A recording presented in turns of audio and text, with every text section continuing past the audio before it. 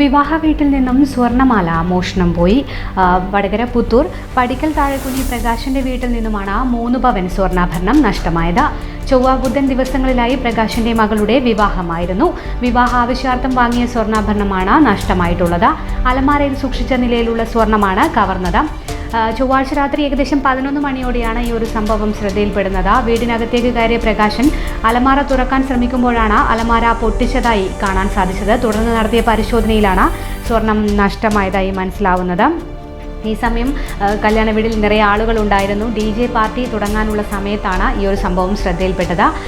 പ്രകാശനും ബന്ധുക്കളും വടകര പോലീസിൽ പരാതി നൽകിയിട്ടുണ്ട്. പോലീസ് വീട്ടിലെത്തി പരിശോധന നടത്തിയിട്ടുണ്ട്.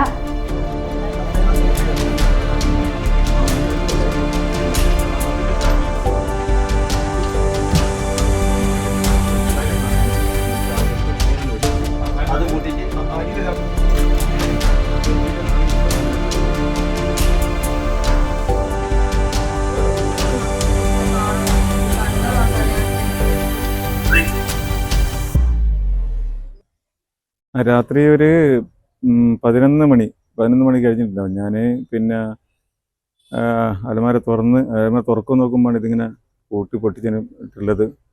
അപ്പോൾ ആ സമയത്ത് പിന്നെ തുറന്നു നോക്കിയാണ് അവിടെ DJ പാർട്ടി തുടങ്ങാൻ നോക്കുന്ന സമയത്താണ് ഞാൻ ഒറ്റക്കാണ് നാട്ടിലുള്ളത്. പിന്നെ ഭക്ഷണം കഴിച്ച് ഇത് പിന്നെ അലമാര തുറന്ന് ഇതിലുണ്ടോ നോക്കുന്ന സമയത്താണ് ഇത് പിന്നെ ഇങ്ങനെ ചാവി പിന്നെ പൊട്ടിച്ചിട്ട് കിടക്കുന്നത്. അത് ഉടനെ തന്നെ എൻ്റെ ഭാര്യനെ പോയി വിളിച്ച് രണ്ടുപേരും നോക്കി. ആ സമയത്ത് പിന്നെ ഞാൻ വെച്ച സ്വർണത്തിൽ 1 കുറവാണ്. പിന്നെ ഒരു 3 പവൻ്റെ ചെയിന്. പിന്നെ അപ്പോൾ ഇവിടെ DJ പാർട്ടി പരിപാടി ഉണ്ടായിരുന്നു. അത് തുടങ്ങിയിട്ടില്ല. തുടങ്ങുന്ന സമയത്താണ് ഇത് സംഭവം. അതിൻ്റെ കുറച്ച് മുമ്പെയാണ് സംഭവം.